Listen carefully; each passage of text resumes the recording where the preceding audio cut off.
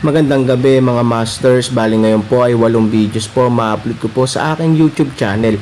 Tama nga mga masters, 8 videos nga po ma-upload ko. Yon, what's up mga masters? Nandito na naman tayo sa panibagong araw, panibagong kabanata na naman ang pagsasama-samahan natin ngayon guys.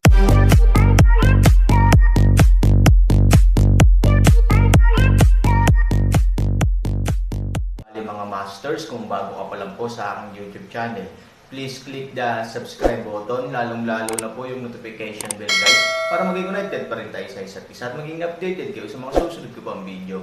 Bali mga masters, bago natin umpisahan ng kwento ay mag-shoutout po muna tayo para sa mga solid nating tagapakinig. Shoutout kay Ashraf Alimoda, shoutout kay Ronaldo Gutierrez, shoutout kay Merton Salde, shoutout kay Orlando Villamor, shoutout kay Marboy Raybay, shoutout kay Renzi Duardo, shoutout kay Ika Pablio, at shoutout kay Mario Francisco. Yun na nga mga masters, no? Bali hindi na ito patagalin. In 3, 2, 1, let's go!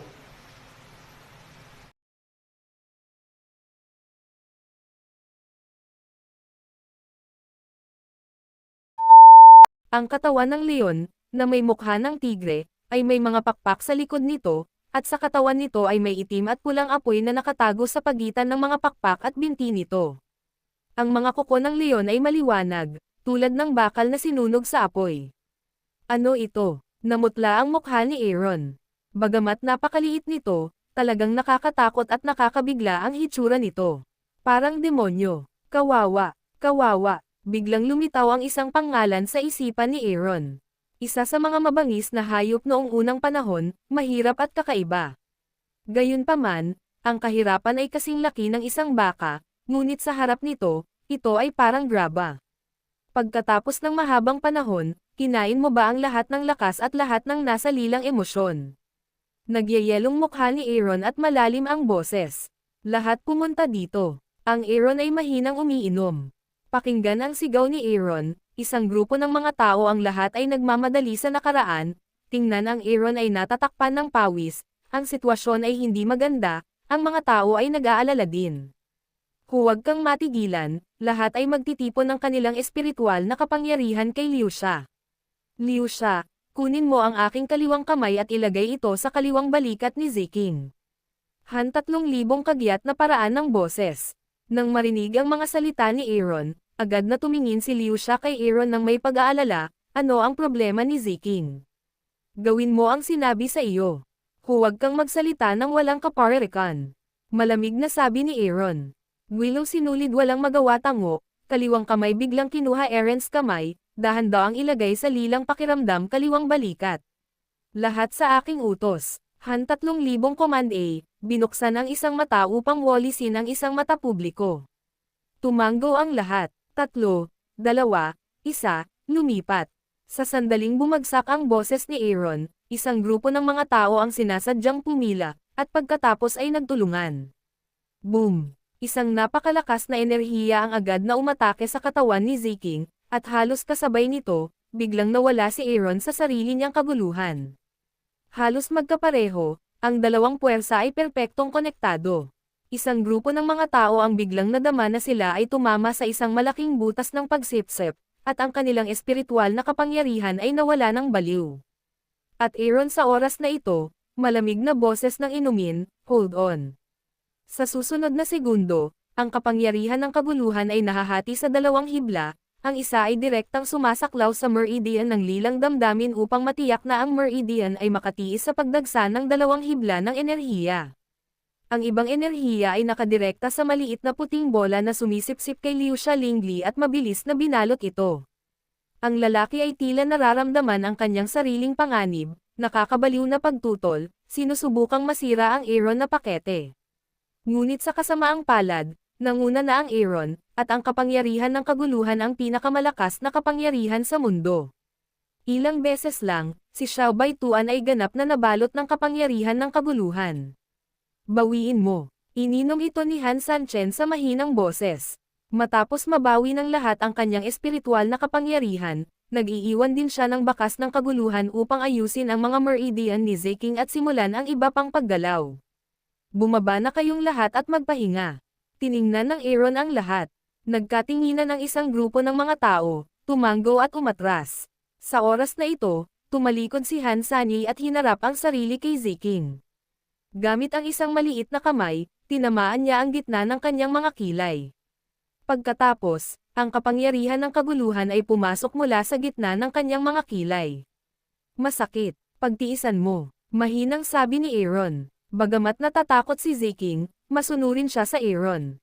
Napapikit siya at, napapikit, sa muling pagpasok ng kapangyarihan ng kaguluhan sa katawan, hindi na gaanong hindi komportable si Ziking gaya noong nakaraan, sa kabaligtaran, ito ay kasing komportable ng mainit na agos sa tagsibol, tahimik niyang iminulat ang kanyang mga mata at tumingin kay Aaron, na nakakunot ang noo sa kanyang harapan, sa ilalim ng kanyang pawis, ang kanyang determinadong mukha ay kaakit-akit, hindi nakakagulat na madalas sabihin ng mga tao na ang mga seryosong lalaki ay ang pinakakaakit-akit, hindi siya malamig gaya ng iniisip niya, tinulungan niya ang kanyang sarili sa panahong kailangan niya ito, isipin ang mga ito, Purple Heart ay sweet, bilang karagdagan, nasa harap niya ang Aaron, at ramdam pa niya ang kanyang mabigat na paghinga, para sa isang sandali, si Ziking ay nalilito, ngunit sa sandaling ito, biglang, isang napakalakas na sakit ang biglang tumama, purple feeling pain of low hate, ang buong mukha ay agad na mapatla, mabangong pawis din ay tutulo, huminahon at bantayan ng entablado, ang boses ni Aaron ay nanggaling sa kanyang magiliw na tumango si Ziking sa kabila ng sakit,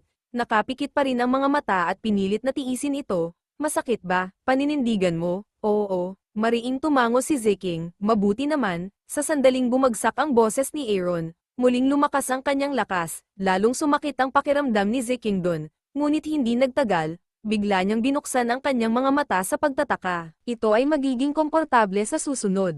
Bulong ni Aaron. Ang sakit ay nawala, at ang tiyan ay naging napakainit. Parang isang pares ng malalaking kamay ang marahan na hinahaplos ang general.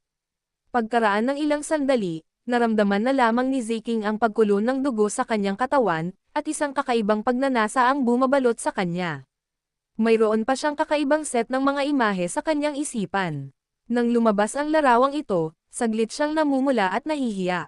Ngunit sa oras na ito Aaron ay nakapikit, seryoso para sa kanyang repair meridian, makalusot, at pagkatapos ay sa dantian para sa kanya upang makumplito ang pangunahing pundasyon. Kung wala ang kakaibang gadget na iyon upang gumawa ng gulo, ang Aaron ay naging maayos. Kapag gabi na at mataas na ang buwan, naging elixir filled ng purple love. Hindi masasabi kung gaano ito kalakas, pero at least makakapag-practice siya ng normal sa hinaharap. Bigla-bigla, sa oras na ito, ang boses ng Magic Dragon ay umalangaw-ngaw sa aking isipan. Sa pakikipaglaban sa demonyong monghe, ang taong ito ay nakoma dahil sa kulog. Ngayon hindi ko alam kung kailan ako gising, pero ang lumalabas ay isang pangungusap na hindi nagkaimik si Aaron, lumayas ka nga nagmumura si Aaron, tanga mo, halatang gusto ka ng babaeng ito. Tingnan mo ang ekspresyon niya ngayon. Ano ang pinagkaiba ng ekspresyon niya sa babae? Halatang emosyonal siya, hindi siya tatanggi hanggat gusto mo. Magic Dragon Urgent Way, tinamaan ka ng kulog, di ba? Bibigyan kita ng isa pa. Walang magandang paraan ang Aaron. Hindi siya interesado sa kahit na sinong babae maliban kay So Yingxia, tingnan mo, kagat ng aso si LV Dongbin. Wala akong alam na mabuting puso. Espesyal ako para sa'yo. Kung may gusto sa akin ang babaeng ito at may sarili akong katawan, magkakaroon ako ng espesyal na umaga. With that, the Magic Dragon sigidlessly, you boy, you are just a tyrant. What do you mean? Aaron frowned. This woman is a once-in-a-lifetime holy body, brother. Do you alam kung ano ang ibig sabihin nito? Ito ang kisame ng katawan ng isang babae.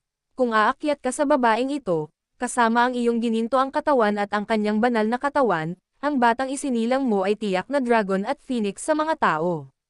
Hindi ko iyon ipinagmamalaki, ang pinakamababang limitasyon ay ang antas din ng isang tunay na Diyos. Shit, niloloko mo ba ako?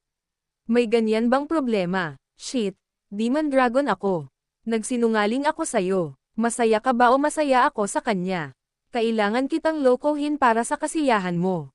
At hindi ako manloloko. Kung gusto kong magsinungaling sa'yo, mahahanap mo ba ang kapintasan sa aking mga salita sa bangungot ni Lao Zi, ang madilim na paraan ng Magic Dragon?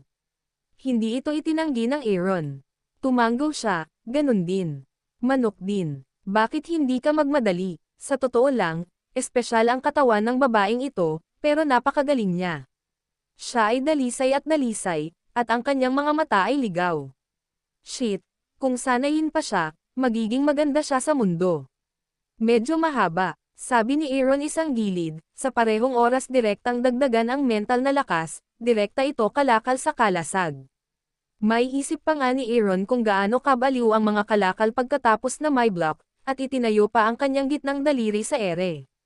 Gayunpaman, napakalinaw ng Magic Dragon tungkol sa banal na katawan, na ikinagulat ng Aaron. Pagkatapos harapin ito, kailangang malaman ng Aaron ang tungkol dito. Shielding ang Magic Dragon, Aaron din dinala sa huling punto upang matapos, masikip, ang kanyang mga kamay tuwid point, purple pakiramdam kamay din ilagay pababa. Sa mahabang paghinga, dahan daw ang iminulat ni Aaron ang kanyang mga mata, at iminulat din ni Zeking ang kanyang mga mata. 2 taong tumingin ka sa akin, tumingin ako sa iyo, ngumiti sa isa't isa. Sa wakas ay malulutas ang problema. Ngunit sa susunod na segundo, ang lilang pakiramdam ay biglang namula ang mukha, at ang Aaron ay natigilan din. Halos maubos na si Zeking. Mapatla ang mukha niya na parang papel, at pawis na pawis ang katawan, para siyang bagong ligo sa damit. Pero dahil lang dito, naging transparent at malapit na sa kanyang maselang katawan ang kanyang damit. Yun na nga mga masters, no? Bali panibagong kabanata na naman yung natapos natin ngayong gabi. Muli, maraming salamat po.